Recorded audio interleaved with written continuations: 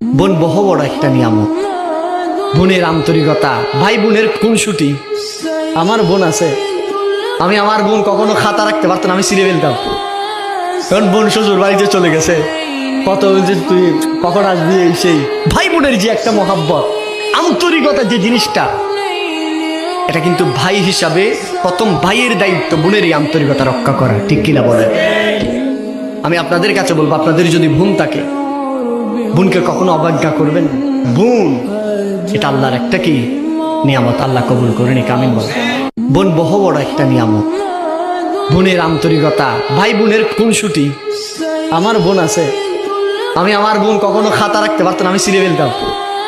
কারণ বোন শ্বশুর বাড়িতে চলে গেছে, কত যে তুই কখন আসবি, এই সেই। ভাই বোনের যে একটা মহাব্বত, আন্তরিকতা যে জিনিসটা, এটা কিন্তু ভাই হিসাবে প্রথম ভাইয়ের দায়িত্ব বোনের এই আন্তরিকতা রক্ষা করা, ঠিক কিনা বলে?